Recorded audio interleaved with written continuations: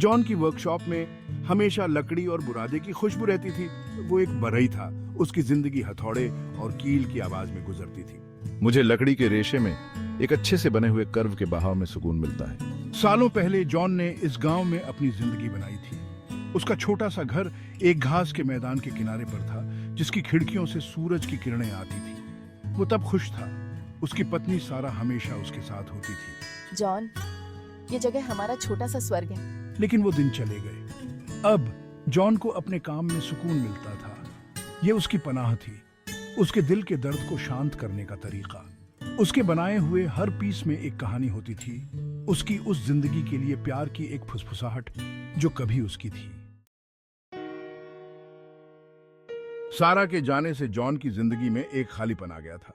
साथ में बिताई उनकी जिंदगी के चटकीले रंग फीके पड़ गए थे। मैं खुद को अपने काम में लगा देता हूँ, खूबसूरत चीजें बनाने में सुकून पाता हूँ। दिन हफ्तों में बदलते गए, हफ्ते महीनों में, और मौसम ने उसकी वर्कशॉप की खिड़की के बाहर पेड़ों को रंग दिया। जॉन बिना थके काम करता रहा। उसने फर्नीचर बनाया, टूटी बार ठीक की और गांव वालों के लिए मजबूत गाड़ियां बनाई। मेरा काम मेरी ढाल है जो मुझे मेरे नुकसान के दर्द से बचाता है। फिर भी दिल ही दिल में उसे साथ की गर्माहट की चाहत थी, उसके छोटे से घर में हंसी की गूंज की। कभी कभी मुझे हंसी की याद आती है, किसी का साथ होने की गर्माहट की। हालांकि दुख ने जॉन की जिंदगी पर एक साया डाल दिया था, लेकिन उसकी आत्मा उदार बनी रही। वो गांव का बिना कहे केयरटेकर था, हमेशा मदद के लिए तैयार रहता था। मैं चर्च के पीयूष की मरम्मत करूंगा, बच्चों के लिए खिलौने बनाऊंगा और मिसेस हैथवे के घर के लिए एक नया पोर्च बनाऊंगा। बदले में गांव वाले उसका आभार व्यक्त करते थे। उसके दरवाजे पर ताजी बनी हुई ब्रेड दिखाई देती, बच्चे उसे जंगली फूल लाते और उनकी मुस्कान उसके दिन को पल भर के लिए रोशन कर देती। मिस्टर जॉन, देखो मैंने आपके लिए ये फूल तोड़े हैं। जॉन की शांत शक्ति और अटूट दया ने उसे समुदाय का एक स्तंभ बना दिया था। वो सांत्वना का स्रोत था, इस बात की याद दिलाता था कि नुकसान का सामना करने पर भी जिंदगी चल सकती है। नुकसान का सामना करने पर भी जिंदगी चलती रहती है और मैं यहाँ इसे आगे बढ़ाने में मदद करने के लिए हूँ। एक बसंत की सुबह एक अजनबी गांव में आया। उसका नाम एमिली था और वो एक कलाकार थी। उसका ईजल और रंग उसके निरंतर साथी थे। वो गांव के आकर्षण की ओर खींची चली आई थी। उसकी सादगी उसे शहर की भागम भाग से एक स्वागत योग्य बदलाव लगी। ये गांव, ये एक पेंटिंग में कदम रखने जैसा है। एमिली ने जॉन की वर्कशॉप के पास एक छोटा सा घर किराए पर लिया। गांव वाले नई आई लड़की के बारे में उत्सुक होकर उसका खुले हाथों से स्वागत किया। एक धूप वाली दोपहर, हथौड़े की लयबद्ध आवाज से आकर्षित होकर एमिली जॉन की वर्कशॉप की ओर भटक गई। लकड़ी की खुशबू और जॉन को देखने पर उसका माथा एकाग्रता में सिकुड़ा हुआ ये मनोरम है।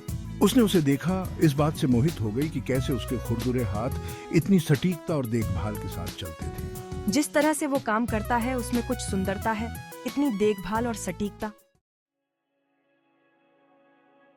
अपनी हिम्मत जुटाते हुए एमिली ने जॉन से संपर्क किया, अपना और अपने काम का परिचय दिया।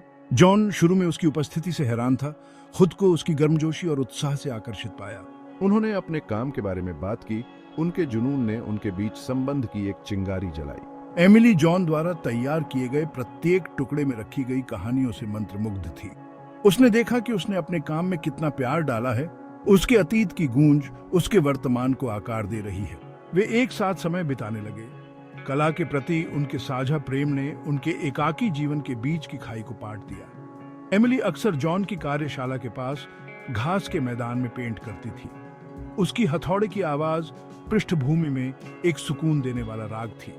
S2 जॉन बदले में एमिली की जीवंत पेंटिंग से मोहित हो गया। जिस तरह से उसने इतनी जीवंतता और जीवन के साथ दुनिया को कैद किया। जैसे जैसे दिन हफ्तों में बदलते गए, जॉन और एमिली के बीच एक आरामदायक परिचय पनपा। वे कहानियां साझा करते थे। उनकी हंसी कार्यशाला से गूंजती हुई आसपास के जंगलों में गूंजती थी। जॉन, जो पहले हिचकिचा रहा था, ने अपने अतीत को किसी ऐसे व्यक्ति के साथ साझा करने में सांत्वना पाई जो इतनी सहानुभूति और समझ के साथ सुनता था।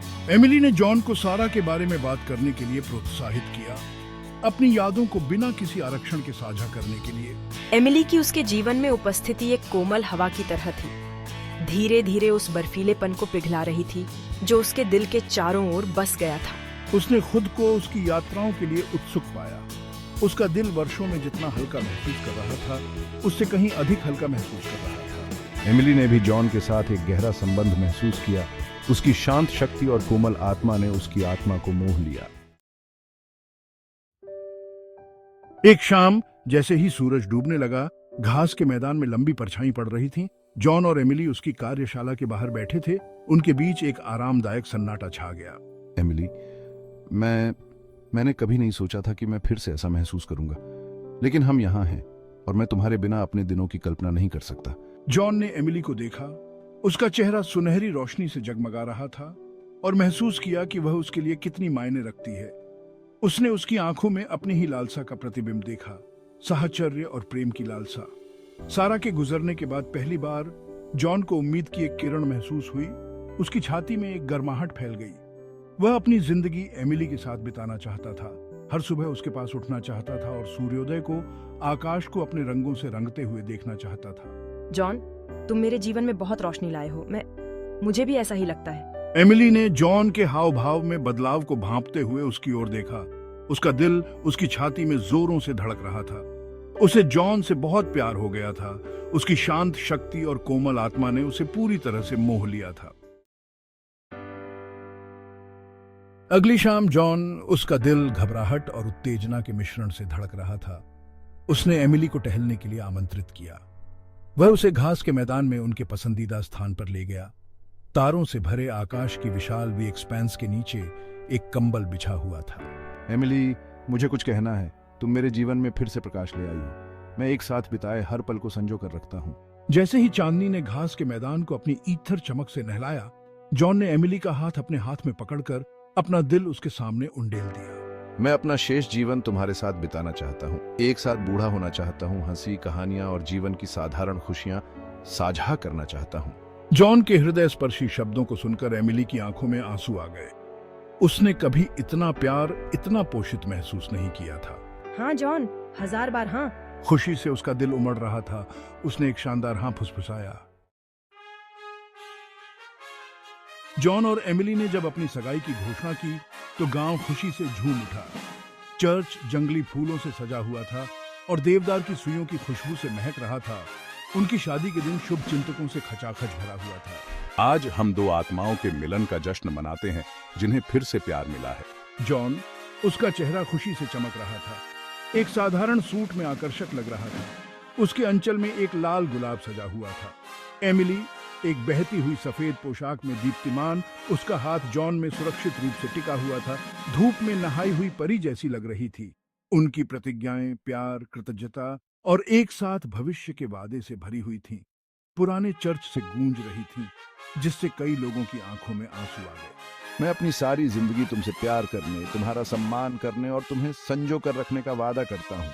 और मैं आपके साथ खड़े रहने का वादा करती हूँ, सुख और दुख में, जब तक हम दोनों जीवित रहेंगे।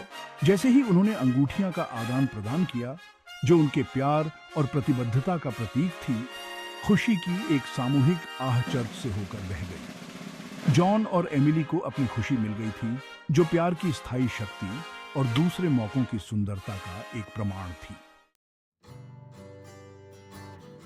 जॉन और एमिली के लिए जीवन ने एक नई लय ली।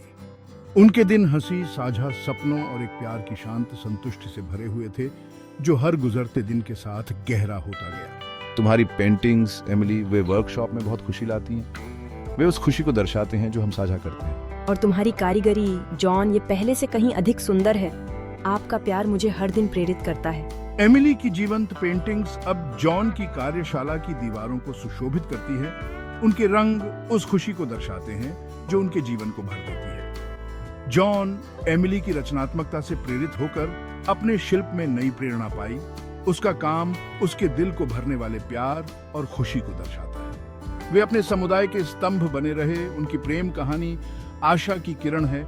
इस बात की याद दिलाती है कि नुकसान और दुख का सामना करने पर भी प्यार फिर से खिल सकता है। जॉन, एमिली, आपकी कहानी एक परी कथा की तरह है। ये बहुत सुंदर है। जॉन और एमिली की कहानी गांव की एक पोषित किंवदंती बन गई। एक कहानी जो ठंडी सर्दियों की रातों में चूल्हे के चारों ओर फुसफुसाती थी। प्यार की स्थायी शक्ति के लिए चंगा करने, प्रेरित करने और दुनिया के सबसे शांत कोनों में भी जीवन को खुशी से भरने के लिए एक वसीयतनामा।